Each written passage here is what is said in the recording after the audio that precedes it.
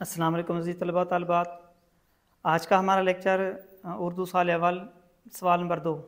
जैसा कि आपको इल्म है कि हमारा सवाल नंबर 2 दो हिस्सों पर मुश्तमिल होता है, जो कि अशार की तशरीह क्या है। पहला हिस्सा नज़म के अशार की तशरीह और दूसरा हिस्सा गज़ल के अशार की तशरीह।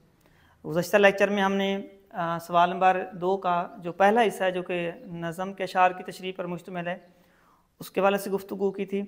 आज हमने सवाल नंबर 2 का हिस्सा गज़ल, जो कि 10 नंबर पर मुश्तमिल है, जिसमें हमें बोर्ड पेपर में तीन शेर दिए जाएंगे जो कि किसी एक ही गज़ल में से होंगे। तो हमने तीनों की तशरीह करनी होगी, उसमें हमें कोई चॉइस नहीं होती। नंबरों की तकसीम कुछ इस तरह से होती है कि 3 जमा 3 जमा 3 जमा 1। हमें गज़ल के शायर का नाम बताना होगा और 3 नंबर एक शेर के, यानी 3 शेर हैं तो उनकी तशरीह होगी। और एक बात आपने जहन में रखनी है कि गज़ल के शायर की तशरीह हर हालत में अलहदा होती है। कतई तौर पर हम इन दोनों के शायर की तशरीह इकट्ठी या तीनों की इकट्ठी नहीं कर सकते। तो चलते हम लोग अपने लेक्चर की तरफ। चंद अहम बातें जो आपने जहन में रखनी है कि सबसे पहले आपने सवाल नंबर 2 दिया, अशार की तशरीह लिखी, हिस्सा गज़ल लिखा।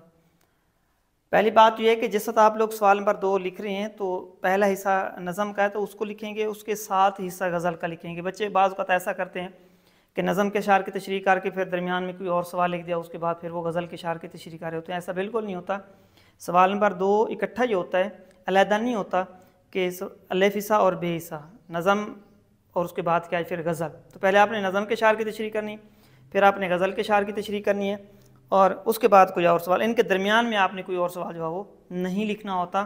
तो सबसे पहले आपने सवाल नंबर 2 लिखा, दोबारा अगर लिख दें ठीक है, ना भी लिखें कोई मसला नहीं है, लेकिन अशार की तशरीह की हेडिंग देनी है दोबारा, गज़ल हिस्सा गज़ल शेर नंबर 1।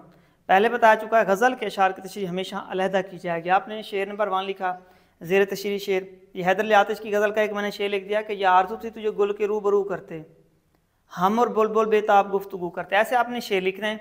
उसके बाद शायर का नाम लिखना है। कुछ बच्चे गज़ल का उन्वान लिखते हैं, गज़ल का कोई उन्वान नहीं होता, उन्वान आपने नहीं लिखना। शायर का नाम लिखना है हैदर अली आतिश, इसको आपने अंडरलाइन करना है, इसको भी आपने अंडरलाइन करना है, इसको अंडरलाइन कर दें।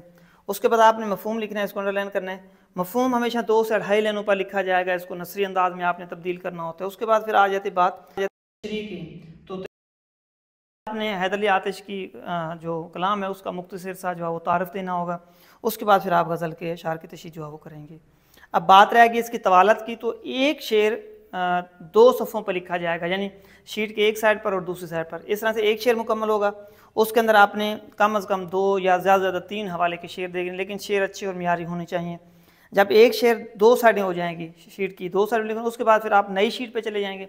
फिर आपने दोबारा सिर्फ शेर नंबर लिखना है, ज़ेर तशरीह शेर लिखना है, शायर का नाम दोबारा नहीं लिखना क्योंकि एक दफ़ा लिखा गया बहुत है। उसके बाद मफ़हूम और फिर तशरीह, यानी इस तरह से दूसरा शेर लिखा, ज़ेर तशरीह शेर लिखना है, शेर लिखना है, मफ़हूम लिखना है, शायर का नाम दोबारा नहीं लिखना है, वो एक दफ़ा आ गया। तशरीह करनी है, ये फिर 2 सफ़ों पर दूसरे शेर की तशरीह आ जाएगी। उसके बाद फिर आप लोग सवाल नंबर 3 लिखेंगे, नए सफ़े पर जाकर लिखेंगे, ज़ेर तशरीह शेर, मफ़हूम और तशरीह, फिर ये 3। मतलब मजमूई तौर पर हमारे पास जो गज़ल के अशार की तशरीह है वो 6 सफ़ों पे आएगी। यानी जो एक शीट होती है उसके 4 सफ़े होते हैं, इस तरह से एक आधी शीट, यानी 2 सफ़ों पर एक शेर की तशरीह, अगले 2 सफ़ों पर दूसरे शेर की तशरीह और अगले 2 सफ़ों पर या तीसरे शेर की तशरीह। 2 सफ़ों से ज़्यादा ना हो और 1.5 सफ़े से कम जो है वो नहीं होनी चाहिए, 2.25 हो। और उनमें मियारी और अच्छे हवाले के जो अशार हैं ये लाजमी होने चाहिए, जिससे अच्छे तासुर जाते हैं और अच्छे नंबर मिलते हैं।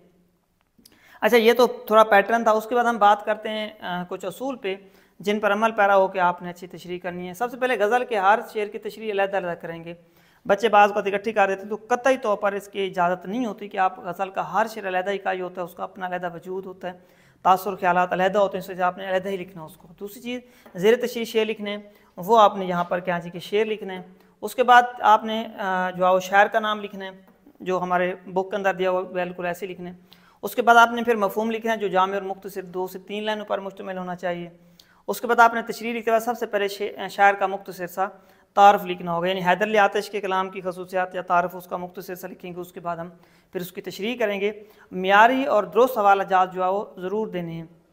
अच्छे नंबर लेने के लिए जो मुताबिकत रखने वाले शेर होते हैं, गैर मियारी और गैर मुतलका गुफ्तगू या गैर मुतलका अशार का हवाला जो है बिल्कुल नहीं देना। मियारी अशार होने चाहिए और मुताबिकत होनी चाहिए। सातवीं चीज़ है कि हर शेर की तशरीह 2 सफ़ात पर मुश्तमिल, यानी एक शेर आपने लिखा, शुरू से आ गए, अगले सफ़े पर चले गए, दो शेर मुकम्मल, एक शेर मुकम्मल हो गया, लाइन लगाने, फिर दूसरे शेर की तरफ जाना है। कहता है पैराग्राफ में तशरीह लिखनी है, आपने हर 6-8 लाइनों का पैराग्राफ ही बनाना होगा। उसके बाद हर शेर में 2 से 3 हवाले के अशार होने चाहिए, ज़्यादा नहीं लिखने, मतलब अगर नहीं आते तो एक होना चाहिए, 2 हो सकते हैं, अगर बिल्कुल भी नहीं आते तो गलत लिखने से बेहतर है फिर ना लिखें, लेकिन हवाले के अशार का होना जो है वो लाजमी चीज़ अच्छे नंबर लेने के लिए। उसके बाद गलत और गैर मुताबिकत के हवाला जात हरगिज़ ना हो, मतलब बाज़ औक़ात बच्चे गुफ्तगू कोई हो रही होती है, हवाले का शेर कोई लिख देते हैं जिसके मुताबिकत नहीं होती, या गैर गलत शेर लिख देते हैं, तो उससे बिल्कुल क्या जी कि आप लोगों ने बचना है। दूसरा, अगर एक शेर में एक हवाले का शेर लिख दे तो उसको दूसरे शेर में जो है आपने रिपीट जो है वो नहीं करना। अक्सर बच्चे एक शेर लिख देते हैं, फिर वही शेर दूसरी जगह रिपीट क्या होता है, तो कोशिश करने के किसी भी शेर को दोबारा जो है वो रिपीट ना किया जाए। तो ये चंद बातें हैं जिन पर अमल पैरा होकर आप लोग 9 नंबर 8 नंबर जो है आसानी के साथ इसमें से जो है वो ले सकते हैं। तो अगर हमारा लेक्चर अच्छा लगा हो तो हमारे वीडियो को जो है वो कमेंट्स देकर जो है वो हमारी हौसला अफजाई ज़रूर करनी है। वस्सलाम।